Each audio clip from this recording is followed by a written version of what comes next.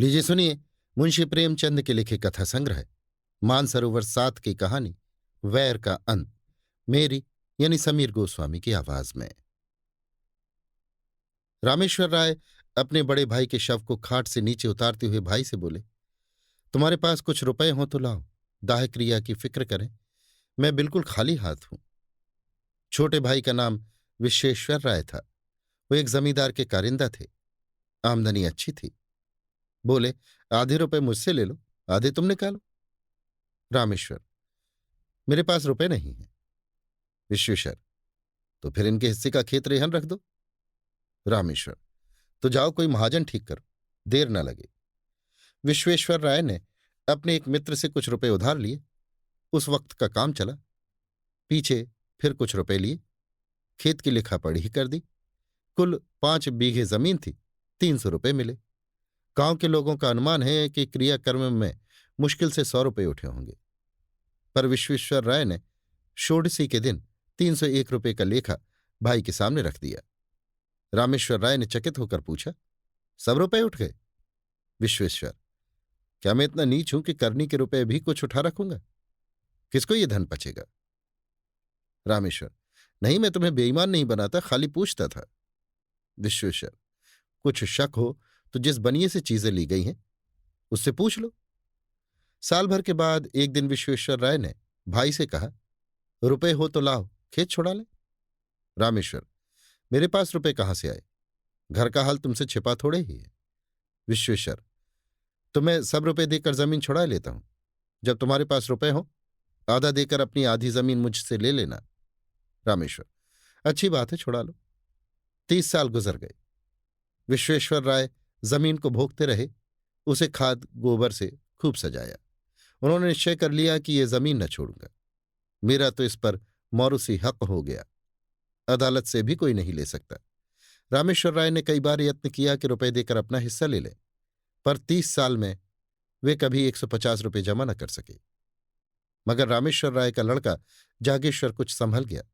वो गाड़ी लादने का काम करने लगा था और इस काम में उसे अच्छा नफा भी होता था। उसे अपने हिस्से की रात दिन चिंता रहती थी। अंत में उसने रात दिन श्रम करके यथेष्ट धन बटोर लिया और एक दिन चाचा से बोला, काका अपने रुपए ले लीजिए, मैं अपना नाम चढ़वा लूं। विश्वेश्वर, अपने बाप के तुम ही चतुर बेटे नहीं हो? इतने दिनों तक कान न हिलाए। जब मैंने जमीन सोना बना लिया तब हिस्सा बांटने चले हो। तुमसे मांगने तो नहीं गया था। जागेश्वर, तो अब जमीन न मिलेगी? रामेश्वर, भाई का हक मारकर कोई सुखी नहीं रहता।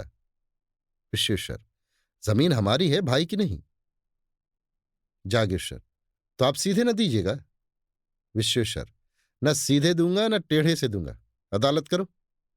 जागेश्वर, अदालत जाने की मुझमें सामर्थ्य नहीं है, पर इतना कह देता हूं कि जमीन चाहे मुझे ना मिले पर आपके पास न रहेगी। विश्वेश्वर, ये धमकी जाकर किसी और को दो। जागेश्वर, फिर ये न कहिएगा कि भाई होकर वैरी हो गया। विश्वेश्वर, 1000 गांठ में रखकर तब जो कुछ जी में आए करना। जागेश्वर, मैं गरीब आदमी 1000 रुपये कहां से लाऊंगा? पर कभी कभी भगवान दीनों पर दयालु हो जाते हैं। विश्वेश्वर, मैं इस डर से बिल नहीं खोद रहा हूं। रामेश्वर राय तो चुप हो रहा, पर जागेश्वर इतना क्षमाशील न था। वकीलों से बातचीत की। वो अब आधी नहीं, पूरी जमीन पर दांत लगाए हुए था। मृत सिद्धेश्वरी राय के एक लड़की तपेश्वरी थी। अपने जीवन काल में वे उसका विवाह कर चुके थे। उसे कुछ मालूम ही न था कि बाप ने क्या छोड़ा और किसने लिया। क्रियाकर्म अच्छी तरह हो गया। वो इसी में खुश थी। षोडशी में आई थी, फिर ससुराल चली गई। 30 वर्ष हो गए, न किसी ने बुलाया न वो मैके आई। ससुराल की दशा भी अच्छी न थी। पति का देहांत हो चुका था। लड़के भी अल्प वेतन पर नौकर थे। जागेश्वर ने अपनी फूफी को उभारना शुरू किया। वो उसी को मुद्दई बनाना चाहता था। तपेश्वरी ने कहा, बेटा, मुझे भगवान ने जो दिया है उसी में मगन हूं। मुझे जगह जमीन न चाहिए। मेरे पास अदालत करने को धन नहीं है। जागेश्वर, रुपए मैं लाऊंगा, तुम खाली दावा कर दो। तपेश्वरी, भैया तुम्हें लड़ाकर किसी काम का न रखेंगे। जागेश्वर, ये नहीं देखा जाता कि वो जायदाद लेकर मजे उड़ावे और हम मुंह ताकें। मैं अदालत का खर्च दे दूंगा। इस जमीन के पीछे बिक जाऊंगा पर उनका गला न छोड़ूंगा। तपेश्वरी, अगर जमीन मिल भी गई तो तुम अपने रुपयों के एवज में ले लोगे। मेरे हाथ क्या लगेगा? मैं भाई से क्यों बुरी बनूं? जागेश्वर, जमीन आप ले लीजिएगा, मैं केवल चचा साहब का घमंड तोड़ना चाहता हूं। तपेश्वरी, अच्छा जाओ, मेरी तरफ से दावा कर दो। जागेश्वर ने सोचा, जब चाचा साहब की मुट्ठी से जमीन निकल आएगी तब मैं 10-5 रुपए साल पर इनसे ले लूंगा। इन्हें अभी कौड़ी नहीं मिलती, जो कुछ मिलेगा उसी को बहुत समझेंगी। दूसरे दिन दावा कर दिया। मुंसिफ के इजलास में मुकदमा पेश हुआ।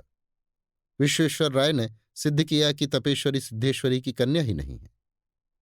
गांव के आदमियों पर विश्वेश्वर का दबाव था। सब लोग उनसे रुपए पैसे उधार ले जाते थे, मामले मुकदमे में उनसे सलाह लेते। सबने अदालत में बयान किया कि हम लोगों ने कभी तपेश्वरी को नहीं देखा। सिद्धेश्वर को कोई लड़की ही न थी। जागेश्वर ने बड़े बड़े वकीलों से पैरवी कराई, बहुत धन खर्च किया, लेकिन मुंसिफ ने उसके विरुद्ध फैसला सुनाया। बेचारा हताश हो गया। विश्वेश्वर की अदालत में सबसे जान पहचान थी। जागेश्वर को जिस काम के लिए मुट्ठियों रुपए खर्च करने पड़ते थे वो विश्वेश्वर मुरौवत में करा लेता। जागेश्वर ने अपील करने का निश्चय किया। रुपए न थे, गाड़ी बैल बेच डाली। अपील हुई, महीनों मुकदमा चला। बेचारा सुबह से शाम तक कचहरी के अमलों और वकीलों की खुशामद किया करता। रुपए भी उठ गए, महाजनों से ऋण लिया। 12 अब की उसकी डिग्री हो गई। 500 का बोझ सिर पर हो गया। पर अब जीत ने आंसू पोंछ दिए। विश्वेश्वर ने हाईकोर्ट में अपील की। जागेश्वर को अब कहीं से रुपए न मिले। विवश होकर अपने हिस्से की जमीन रेहन रखी। फिर घर बेचने की नौबत आई। यहां तक कि स्त्रियों के गहने भी बिक गए। अंत में हाईकोर्ट से भी उसकी जीत हो गई। आनंद उत्सव में बची खुची पूंजी भी निकल गई। 1000 पर पानी फिर गया। हाँ, संतोष यही था कि 5 बीघे मिल गए। तपेश्वरी क्या इतनी निर्दय हो जाएगी कि थाली मेरे सामने से खींच ले? लेकिन खेतों पर अपना नाम चढ़ाते ही तपेश्वरी की नीयत बदली। उसने एक दिन गांव में आकर पूछताछ की तो मालूम हुआ कि 5 बीघे 100 रुपये में उठ सकते हैं। लगान केवल 25 रुपये था। 75 रुपये साल का नफा था। इस रकम ने उसे विचलित कर दिया। उसने असामियों को बुलाकर उनके साथ बंदोबस्त कर दिया। जागेश्वर राय हाथ मलता रह गया। आखिर उससे न रहा गया। बोला, फूफी जी, आपने जमीन तो दूसरों को दे दी, अब मैं कहाँ जाऊं? तपेश्वरी, बेटा, पहले अपने घर में दिया जलाकर तब मस्जिद में जलाते हैं।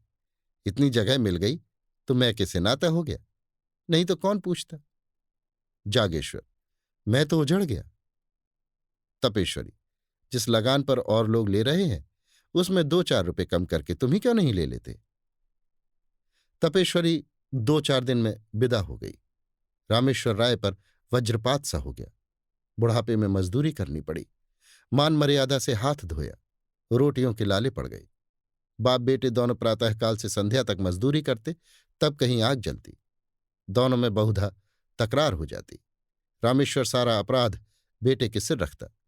जागेश्वर कहता, आपने मुझे रोका होता तो मैं क्यों इस विपत्ति में फंसता। उधर विश्वेश्वर ने महाजनों को उकसा दिया।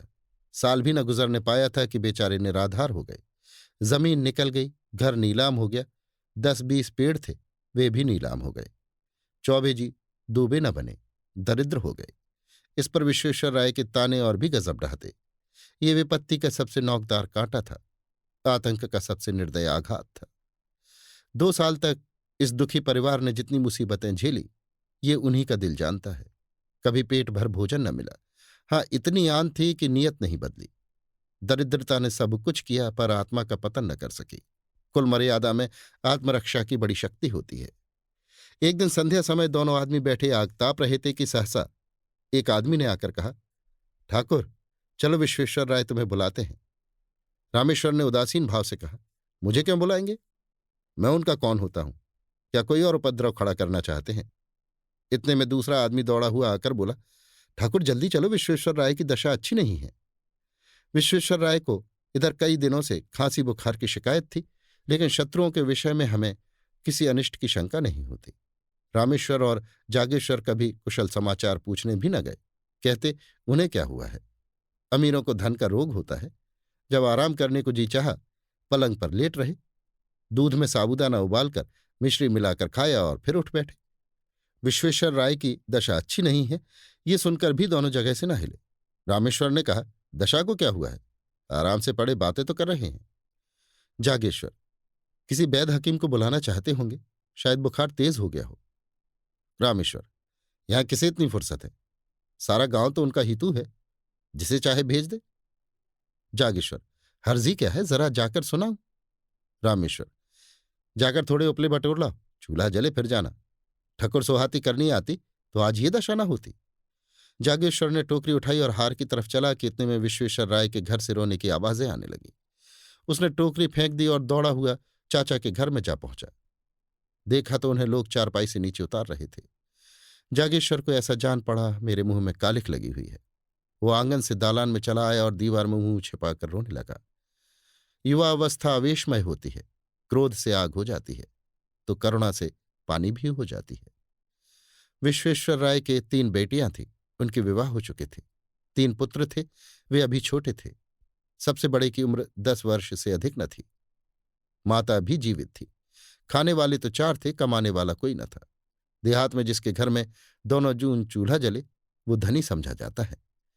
उसके धन के अनुमान में भी अत्युक्ति से काम लिया जाता है। लोगों का विचार था कि विश्वेश्वर राय ने हजारों रुपए जमा कर लिए हैं, पर वहां वास्तव में कुछ न था।